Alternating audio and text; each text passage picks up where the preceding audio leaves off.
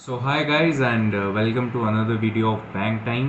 Reasoning के questions मैं वापस से आप लोगों के लिए लेके आया हूँ। जैसे कि मैंने आपको बोला था कि मैं कंसिस्टेंटली हर रोज़ आप लोगों के लिए क्वेश्चंस लेके आऊँगा।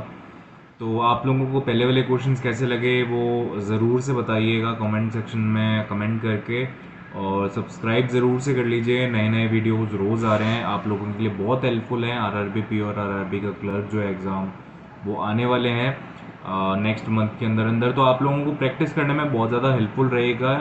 और सारे रेलेवेंट क्वेश्चन, ऐसे नहीं है कि मैंने कोई बहुत हाई फाई लेवल के क्वेश्चन उठा लिए या बिल्कुल लो लेवल के। जो आपके एग्ज़ाम ओरिएंटेड हैं उससे थोड़ा सा ऊपर का लेवल मैंने लिया है, ताकि वैसा कई बार क्वेश्चन वैसे आ भी जाते हैं जहाँ पे पॉसिबिलिटी में कन्फ्यूजन हो जाता है। ठीक है, तो आज की जो क्लास हम स्टार्ट करते हैं। यहाँ पे पहला पजल अपनों को यहाँ पे दे रखा है कि स्ट्रेट लाइन का है, और इसके अंदर ये न्यू टाइप का क्वेश्चन है जिसके अंदर अपनों को ये चीज़ दे रखी है कि कुछ लोग जो है वो नॉर्थ में फेस कर रहे हैं और कुछ जो लोग हैं वो साउथ में फेस कर रहे हैं। ठीक है, तो दो डायरेक्शन के अंदर जो है अपनों को यहाँ पे दे रखा है कि किस तरीके से फेस कर रहे हैं। तो स्टार्ट कर लेते हैं अपन। ठीक है, तो अब ये नई कैटेगरी है। जैसे कई बार काफ़ी सारे स्टूडेंट्स को ये प्रॉब्लम आती है कि हमें नॉर्थ में पहले लेके करना पड़ता है फिर हम साउथ में लेते हैं। ऐसा कुछ भी करने की ज़रूरत नहीं है आपको।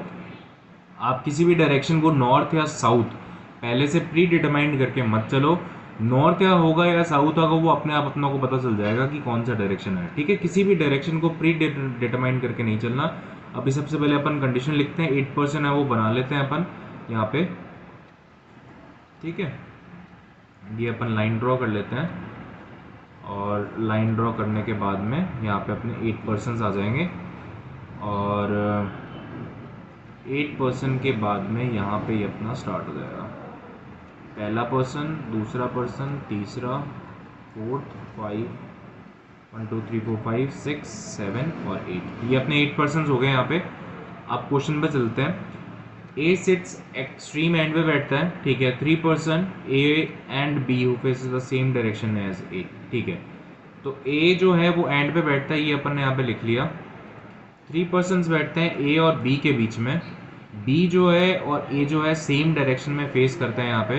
तो यहाँ पे सेम डायरेक्शन जो अपन यहाँ पे लिख रहे हैं। उसके बाद में N sit third to the left of B and faces the south direction. ठीक है, तो एन जो है third to the left of B में है and faces the same direction, faces the south direction. तो एन से third to left faces the south direction, तो एन का अपन लिख लेते हैं कि साउथ डायरेक्शन। मैं कोई भी डायरेक्शन जो है वो प्री डिटरमाइंड लेके नहीं चल रहा हूँ। ठीक है ना, कि कौन सा होगा किस डायरेक्शन में। D sit second to the right of N. D जो बैठता है वो second to the right of N में बैठता है, मतलब second to the right of N में अपन ने यहाँ पे लिख लिया। Only 1% sit between M and D. M और डी के बीच में सिर्फ 1% बैठता है, तो यहाँ पे तो अपने पास में एन आ गया।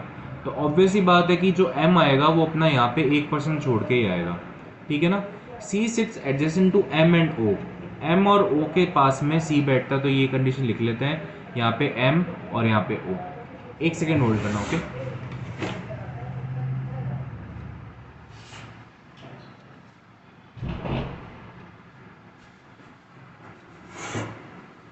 या सो सी का अपन ने लिख लिया कि एम और ओ के एडजेसेंट में है। ठीक है, उसके बाद में अपन नेक्स्ट देख लेते हैं क्या लिखा हुआ है। P sits immediate right of D. P जो है वो डी के इमीडिएट राइट में बैठ रहा है। ठीक है ना, तो अभी मेरे को डायरेक्शन डी का पता नहीं है, तो मैं एक बार ऐसे मान के चल लेता हूँ कि ये वाला डायरेक्शन इस तरफ से मैंने राइट को लेके चल लिया। ठीक है, both neighbours of B faces the same direction. B के जो दोनों नेबर्स हैं वो सेम डायरेक्शन को फेस करते हैं। ठीक है, तो यहाँ पे सेम डायरेक्शन लिख लिया अपन ने वापस से। O sits left of P but not at any extreme ends.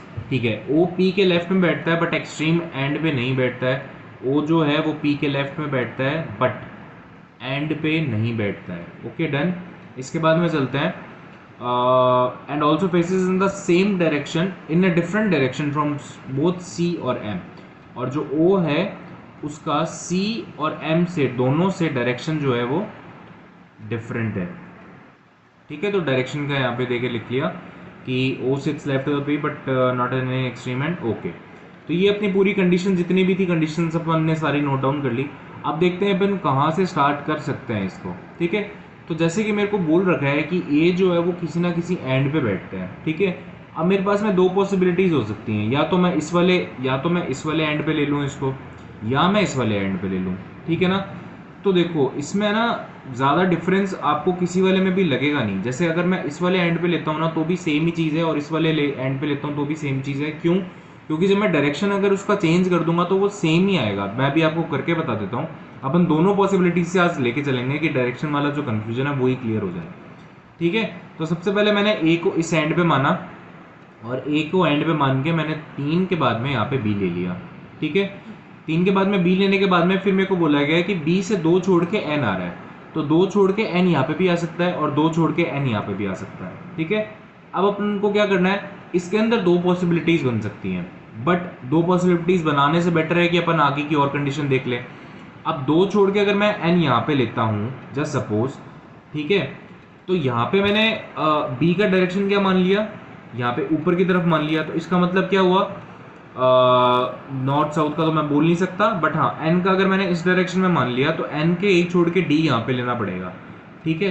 तो इसका मतलब क्या हुआ, साउथ जो ऊपर वाला डायरेक्शन होगा वो मेरे को साउथ का लेना पड़ेगा, क्योंकि एन से एक छोड़ के राइट में लेना पड़ेगा ना, लेफ्ट में तो अपन ले नहीं सकते, तो राइट में लेना पड़ेगा। तो इस तरफ जो डायरेक्शन मानूंगा मैं वो साउथ माननी पड़ेगी मुझे, ठीक है ना। डी अगर जैसे सपोज मैंने यहाँ पे मान लिया तो एम मेरे को यहाँ पे मानना पड़ेगा, ठीक है। अब दूसरी कंडीशन लेके चलते हैं। जस्ट सपोज अगर मैंने बी से 2 छोड़ के एन अगर मैं यहाँ पे ले लेता हूँ, तो एन अगर यहाँ पे ले लेता हूँ तो डी मेरे पास में यहाँ पे आएगा और एम जो है वो यहाँ पे आएगा। प्रॉब्लम तो दोनों में भी नहीं आ रही, इसमें भी यहाँ पे एन आ रहा है, उसके बाद में यहाँ पे डी आ रहा है और यहाँ पे एम आ रहा है, ठीक है ना। और एम और ओ के पास में जो है सी आता है। तो अगर मैं यहाँ पे एम जैसे सपोज अगर मेरा आ रहा है तो मैं यहाँ पे ओ ले सकता हूँ, यहाँ पे सी ले सकता हूँ, और अगर मेरे पास में यहाँ पे एम आ रहा है तो यहाँ पे मैं सी ले सकता हूँ और यहाँ पे मैं ओ ले सकता हूँ, ओके। अब बात ये है कि यहाँ पे जो ओ आ रहा है ना वो मेरा एंड पे बन रहा है। देखो मैं वापस से बता देता हूँ, कोई दिक्कत वाली बात नहीं है, ठीक है।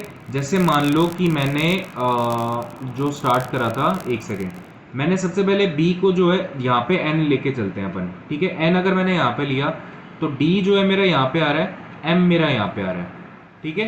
डी जो आ रहा है मेरा यहाँ पे आ रहा है और एम, या फिर इधर से लेके चले, इधर से लेके चल लेते हैं, ठीक है ना। ये देखो 2 छोड़ के मैंने एन यहाँ पे लिया, एन के बाद में डी मेरा यहाँ पे आया, एम मेरा यहाँ पे आया, और जो सी है वो एम और ओ के पास में है, ठीक है। तो सी मेरा यहाँ पे आ गया और ओ जो आएगा यहाँ पे आ जाएगा। बट वहीं मैं एन को अगर यहाँ पे लेके चलता हूँ, ठीक है ना, बी से 2 छोड़ के अगर मैं एन को यहाँ पे लेके चलता हूँ तो मेरे को डी यहाँ पे लेना पड़ेगा, एम मुझे यहाँ पे लेना पड़ेगा। तो एम अगर मैं यहाँ पे लूंगा तो सी मेरा यहाँ पे आएगा और ओ यहाँ पे आएगा, जबकि उसने बोला हुआ है कि ओ जो है वो एंड पे नहीं आना चाहिए। तो एंड ओ जो है वो एंड पे नहीं आना चाहिए, इसका मतलब ये वाली जो पॉसिबिलिटी ये तो रॉन्ग होगी। तो इसी पॉसिबिलिटी को अपने को लेके चलना पड़ेगा। समझ में आ रही है ना बात आपको? तो जरूरी नहीं है कि सारा लिख लिख के ही आप करो, आप थोड़ा सा आगे एक कंडीशन आगे जाके भी उसको देख सकते हो, वो आपको ईजी पड़ेगा, ठीक है ना। फटाफट से क्वेश्चन सॉल्व करने में हेल्पफुल रहेगा आपके लिए। तो एक बार अपन इसको हटा लेते हैं, ओके। तो एन जो लिया था अपन ने, एन लिया था अपन ने यहाँ पे, डी जो लिया था अपन ने यहाँ पे लिया था, एम जो लिया था वो अपन ने यहाँ पे लिया था, सी को अपन इधर ले लेते हैं, ओ को इधर ले लेते हैं। अब देखो एन बी के डायरेक्शन में दे रखा था कि बी जो है बी के लेफ्ट में जा रहा है, बट ये तो राइट में जा रहा है। इसका मतलब क्या हुआ कि बी का जो डायरेक्शन था वो इस तरफ था, ठीक है, नीचे की साइड में। नॉर्थ साउथ कुछ नहीं बोल रहा अभी मैं, तो इसका डायरेक्शन भी नीचे की तरफ होगा। बट एन के राइट में डी का बोल रखा था, तो ये एन के लेफ्ट में आ रहा है। इसका मतलब क्या हुआ, एन का डायरेक्शन भी नीचे। इसका मतलब हुआ ये एन बोल रखा था कि साउथ डायरेक्शन में है, इसका मतलब नीचे वाला जो डायरेक्शन है वो साउथ डायरेक्शन है और ऊपर वाला जो डायरेक्शन है वो नॉर्थ डायरेक्शन है, ठीक है। तो यहाँ पे अपने को ये चीज़ पता चल गई। उसके बाद में ये वाली कंडीशन भी अपनी कवर अप होगी, ये वाली भी कवर अप हो गई, उसके बाद में ये वाला भी कवर अप हो गया, ये भी कवर अप हो गया। अब अपन लोग को देखना है कि डी के इमीडिएटली राइट में भी है, तो यहाँ पे तो ले नहीं सकते, तो यहीं पे लेना पड़ेगा। तो इसका मतलब क्या हुआ कि डी जो है उसका डायरेक्शन ऊपर की तरफ है। अब पी के लेफ्ट हैंड साइड में ओ आता है, बट वो एंड पे नहीं आता। बिल्कुल सही बात है, पी के लेफ्ट हैंड साइड में ओ लेने के लिए क्या करना पड़ेगा, डायरेक्शन ये कर देंगे, एंड पे नहीं आता, ये कंडीशन भी अपनी सेटिस्फाई होगी। और बी के आसपास वाले सेम डायरेक्शन बेस करते हैं, ठीक है। तो बी के पास वाला यहाँ पे ये नॉर्थ डायरेक्शन बेस कर रहा है, तो ये भी नॉर्थ डायरेक्शन बेस कर देगा। ये भी हो गया अपना, ये वाली भी कंडीशन होगी। अब वो बोल रहा है कि ओ जो है वो सी और एम के ऑपोजिट डायरेक्शन में फेस करता है, तो इसका मतलब क्या हुआ, सी और एम का सेम डायरेक्शन होता होगा और ओ का जो है वो ऑपोजिट डायरेक्शन हो जाएगा, मतलब ओ का साउथ में हो जाएगा। तो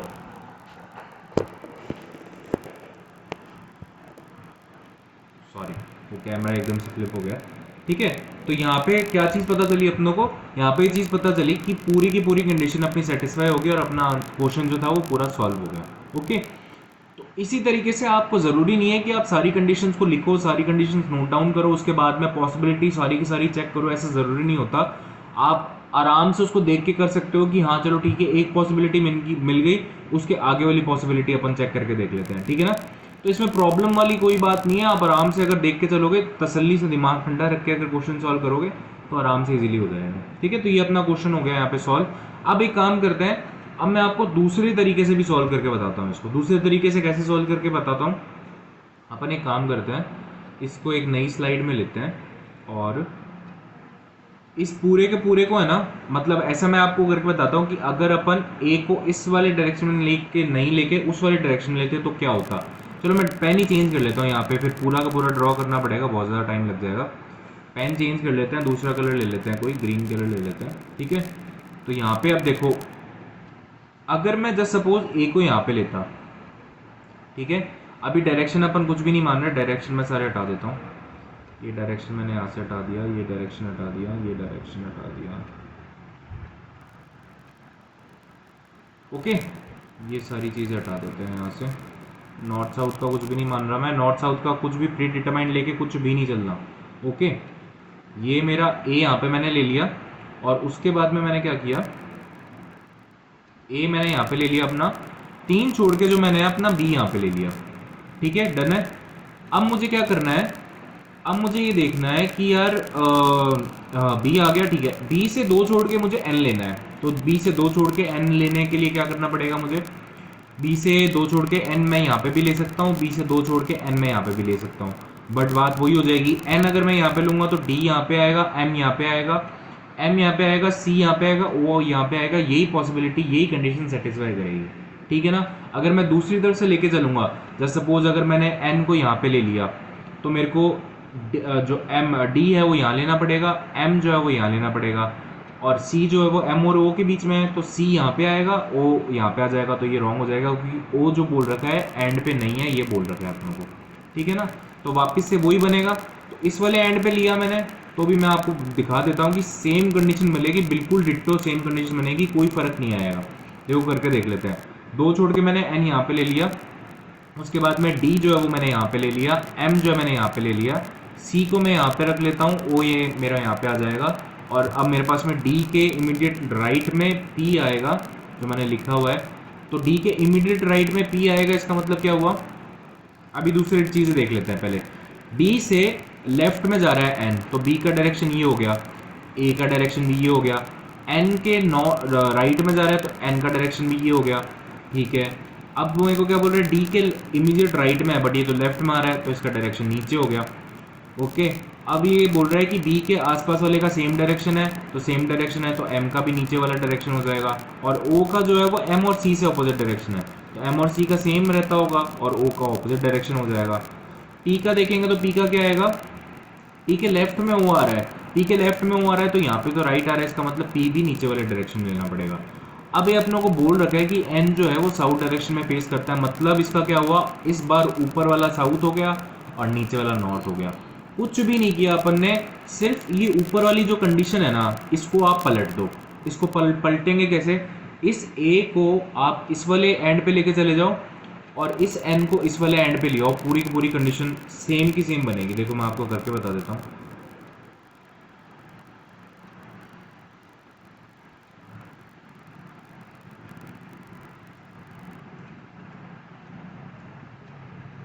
ये आ गया अपना यहाँ पे 2 3 4 5 6 7 और 8, ठीक है। अब मैं ए को इस वाले डायरेक्शन में लेके जा रहा हूँ, ए यहाँ आ गया मेरा, ओ यहाँ पे, सी यहाँ पे, एम यहाँ पे, बी यहाँ पे, D and P and N, ठीक है। अब आप देखो ये वाली कंडीशन, नीचे वाली कंडीशन और ये वाली कंडीशन बिल्कुल as it is same to same बन गई है, ठीक है। तो इसलिए आपको है ना ज़्यादा डायरेक्शन चेंज करने की ज़रूरत नहीं है। डायरेक्शन नॉर्थ और साउथ कुछ भी मान के लेके चल लो। आपको पहली बात तो सबसे पहली बात कि प्री डिटरमाइन करके नहीं चलना कि हम नॉर्थ कौन सा माने साउथ कौन सा माने, सबसे इंपॉर्टेंट चीज़ यही है। पॉसिबिलिटी जहाँ पे आ रही है आप पॉसिबिलिटी चेक करके, रियल पॉसिबिलिटी आ रही है ना कोई, तो उसको चेक करो। ऐसा नहीं कि आप सारी पॉसिबिलिटी नॉर्थ भी लेके चल लूँ साउथ भी लेके चल लूँ, जब वो कह ही नहीं रहा आपको तो आप क्यों जानबूझ के करने की कोशिश करो उसमें ऐड अप पॉसिबिलिटीज, ठीक है ना। तो आपने ये लेके देखा कि नॉर्थ साउथ कुछ डिटरमाइंड प्री डिटरमाइंड नहीं करना है, उसके बाद में आपने चेक करा कि यहाँ पे दो पॉसिबिलिटीज हमारी बन रही हैं, उन एक्चुअल दो पॉसिबिलिटीज को आप चेक करके देखो कि यहाँ उसमें क्या हो रहा है। जैसे कि यहाँ पे था कि बी लेने के बाद में फिर अपन ने दो पॉसिबिलिटीज चेक करी और एक पॉसिबिलिटी और आगे जाके चेक कर ली, ताकि हमें वहीं पे डायग्राम में डॉट मेथड से ही पता चल जाए कि हमारा आंसर सही आ भी रहा है या नहीं आ रहा, ठीक है ना। तो यहाँ पे मैंने जैसे डायरेक्शन चेंज किया तो सेम टू सेम कंडीशन ये वाली सेम टू सेम बन गई। तो इसका मतलब क्या हुआ, अगर आप दो पॉसिबिलिटीज लेके चलते हैं आपके एग्जाम में कि एक बार तो मैं ए यहाँ पे एंड पे रख लेता हूँ, एक मैं यहाँ पे एंड पे रख लेता हूँ, पॉसिबिलिटीज दो बन जाएंगी। फिर उसके बाद में बी मैंने यहाँ पे रख लिया, फिर एक बार मैं क्या करता हूँ एन यहाँ पे लेके रख लेता हूँ, एक बार एन यहाँ पे रख लेता हूँ, ठीक है। तो मतलब दो पॉसिबिलिटीज इसकी बन गई, दो पॉसिबिलिटीज इसकी बन गई, चार पॉसिबिलिटीज बन गई।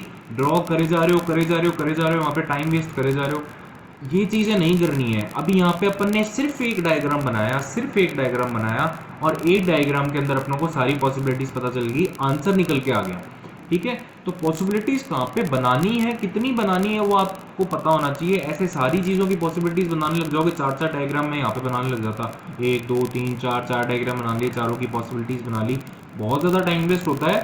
प्लस साथ में कई बार एग्जाम में इतना दिमाग, मतलब बहुत ज़्यादा दिमाग ऐसे अजीब सा हो जाता है ना, यहाँ पे कंफर्टेबली आप आराम से अपना दिमाग लगाया थोड़ा सा, यहाँ ये कंडीशन किस तरीके से बन रही है आपने सॉल्व कर लिया, ओके।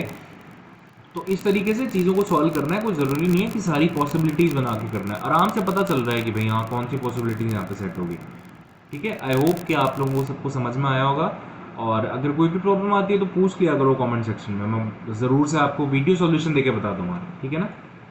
नेक्स्ट क्वेश्चन पे चलते हैं, एक होल्ड सेकेंड, हाँ ठीक है, नेक्स्ट क्वेश्चन पे चलते हैं। यहाँ पे अपनों को 12 पीपल दे रखे हैं, 2 पैरेलल रोज के अंदर 6 पीपल। अब मैं इसके अंदर आपको है ना आज नया मेथड बताने वाला हूँ। सबसे पहली चीज, जैसे कि अपन ने पिछले वाले क्वेश्चन में देखा था कि नॉर्थ या साउथ कुछ भी प्री डिटरमाइन करके नहीं चलना है, वैसे ही जब भी रो का क्वेश्चन आ जाए नॉर्थ साउथ देखना ही नहीं है।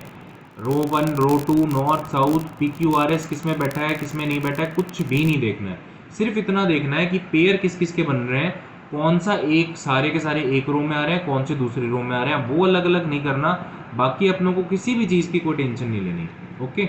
तो यहाँ पे मैं एक लाइन ड्रॉ कर लेता हूँ, और एक ही लाइन में ड्रॉ करने में बनाएंगे दोनों का, आपको वो भी दिक्कत नहीं आने दूंगा कि यार अपने ना अलग अलग ड्रॉ करें कुछ भी, एक ही लाइन के अंदर दोनों की दोनों रोज बनाना सिखा दूंगा मैं आपको, ठीक है ना। स्टार्ट करते हैं। यहाँ पे कितने परसेंट दे रखे हैं, 12% दे रखे हैं, ठीक है सर, ओके। 12% दे रखे हैं, मतलब 1 2 3 4 5 और 6, यहाँ पे अपने 6 के 6% आगे, कोई दिक्कत नहीं आएगी। दोनों की दोनों रो बन गई, ऊपर वाली एक रो बन गई, नीचे वाली दूसरी रो बन गई, दो रो बनाने की, दो लाइनें खींचने की जरूरत ही नहीं है। कंडीशंस नोट करते हैं। पहले देख लिया कि ABCDEF 6% ये है, PQRSTU ये पता चल गया, बात ही खत्म होगी।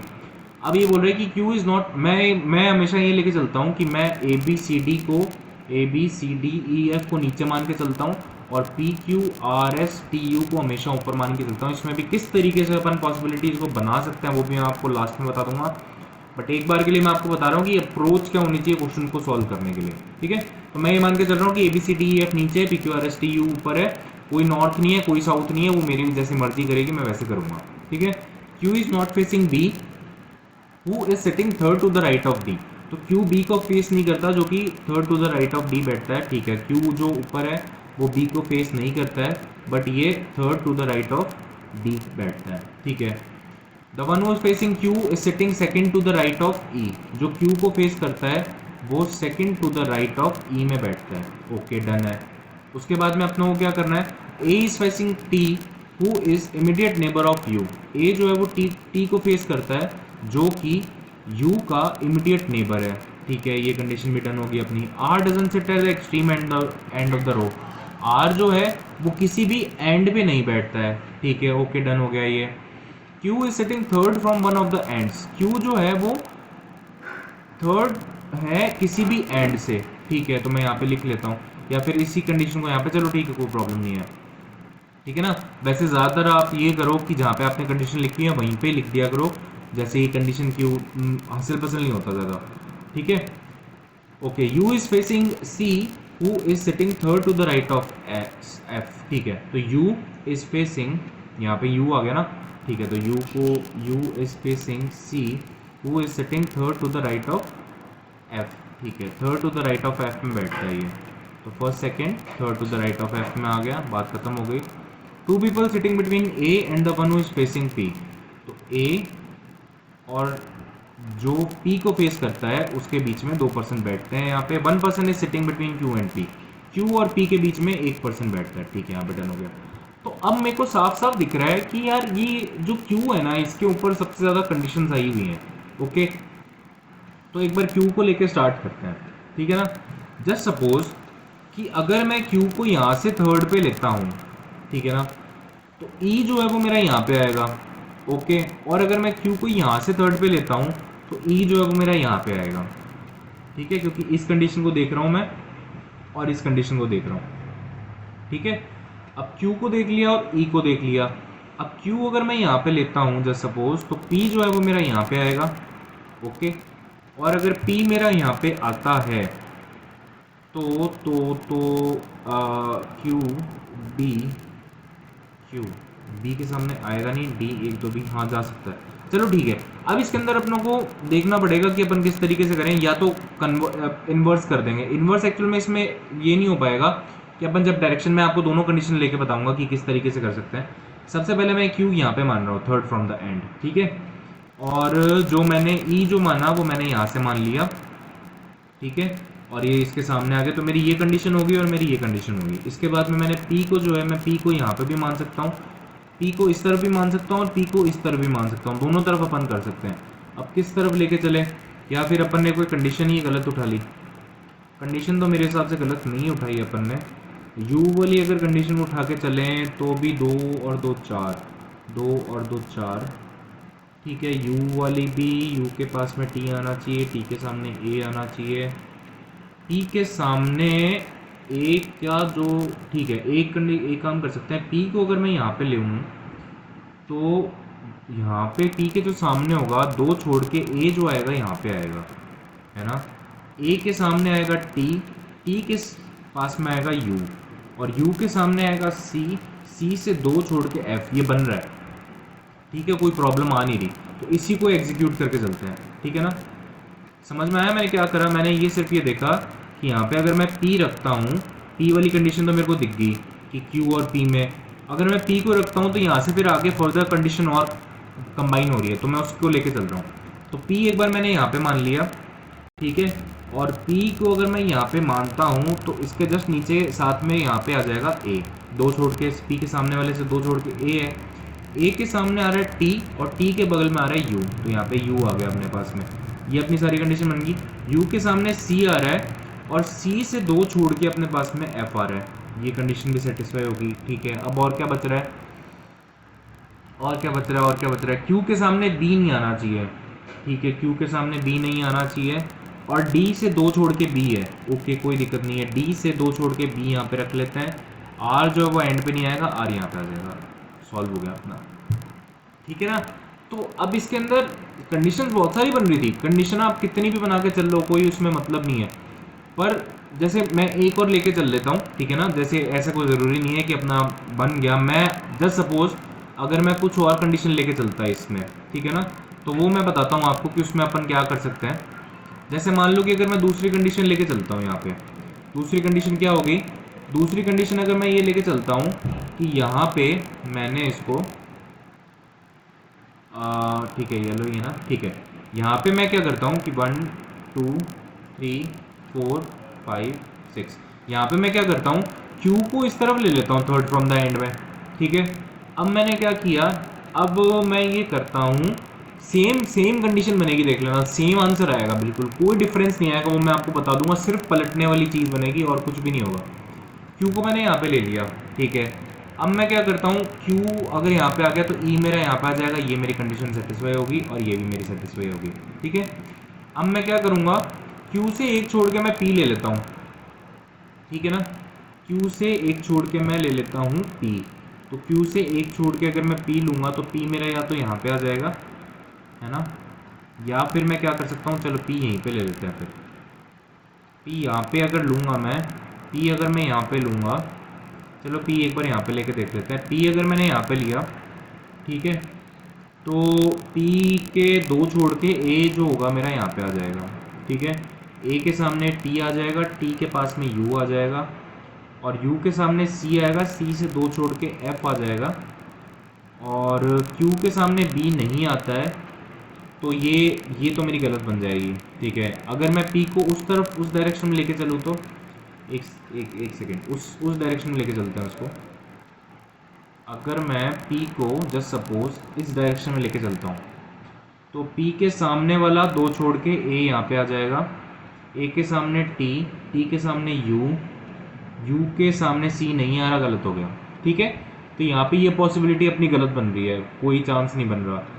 बट एक चीज़ जो है वो मुझे लग रही है कि अगर मैं सेम मेरे को ऊपर वाली कंडीशन अगर बनानी है तो मैं एक चीज़ कर सकता हूँ, जैसे कि मैंने अभी तक नीचे वाली जो रो थी ना A B C D E F, इनको मैंने इस डायरेक्शन में मान रखा था और इनको मैंने इस डायरेक्शन में मान रखा था। बट अब अगर मैं उल्टा कर दूं, मैं उल्टा कैसे कर दूं? अगर मैं A B C D E F वाली रो को मैं इस डायरेक्शन में मान लूं और P Q R S T U वाली डायरेक्शन को इस डायरेक्शन में मान लूं, तो ये क्वेश्चन सॉल्व हो जाएगा। देखो मैं करके बताता हूँ आपको। अगर मैंने क्यू को यहाँ पे माना, ठीक है, तो ई के एक छोड़ के राइट में आ रहा है, मतलब अभी साउथ डायरेक्शन में है, तो इसलिए मुझे लेफ्ट में लेना पड़ेगा। ई का राइट साउथ डायरेक्शन में क्या हो जाएगा? ई का लेफ्ट। तो ई के लेफ्ट में अब मेरे को लेकर चलना पड़ेगा, ठीक है। अब मैंने क्यू से एक छोड़ के पी यहाँ पे लिया, ओके। पी के सामने जो है उसमें और ए में दो का फर्क है, ठीक है। ए के सामने टी आ रहा है, टी के बगल में यू आ रहा है, यू के सामने सी आ रहा है, और सी जो है वो एफ के राइट में है दो छोड़ के, तो इसका मतलब साउथ डायरेक्शन में लेफ्ट में होगा। तो एफ आ गया अपना यहाँ पर। अब अपन क्या कर सकते हैं, यहाँ पे क्यू के सामने बी नहीं आना चाहिए, बट डी के दो छोड़ के राइट में बी है, ओके। तो अगर यहाँ पे मैं देखूं तो डी से दो छोड़ के राइट में बी है, तो डी से लेफ्ट में आ जाएगा बी। ये अपना कंप्लीट हो गया। आर एंड पे आना नहीं चाहिए, तो आर आ जाएगा यहाँ पे। सेम की सेम पॉसिबिलिटी बनी है, ओके। तो यहाँ पे आप देख के चल सकते थे कि हाँ चलो ठीक है यार, सेम डायरेक्शन की अगर मैंने पॉसिबिलिटी, ये जो है ये वाली जो है ना, ये इसकी कोई पॉसिबिलिटी नहीं है, ये और ये सेम है। पॉसिबिलिटी कौन सी थी? पॉसिबिलिटी वो थी जब अपन ने क्यू को यहाँ पे लेके चेक करा था सेम डायरेक्शन के अंदर, जब अपन ने इसी डायरेक्शन के अंदर, इसी डायरेक्शन में रखते हुए सेम डायरेक्शन के अंदर जब अपन ने चेक करा था क्यू को यहाँ पे लेके, इससे पहले वाले जब कंडीशन अपन ने चेक करी थी जिसके अंदर अपन ने क्यू को यहाँ पे रखा था, डायरेक्शन सेम रखा था, पॉसिबिलिटी वो मानी जाती है, वो पॉसिबिलिटी के अंदर काउंट होती है। ये जो है ये पॉसिबिलिटी के अंदर काउंट नहीं होती, ये तो आपने सिर्फ डायरेक्शन चेंज करा है, डायरेक्शन चेंज करने से सेम की सेम कंडीशन ही वापस रिपीट हो गई, ठीक है ना।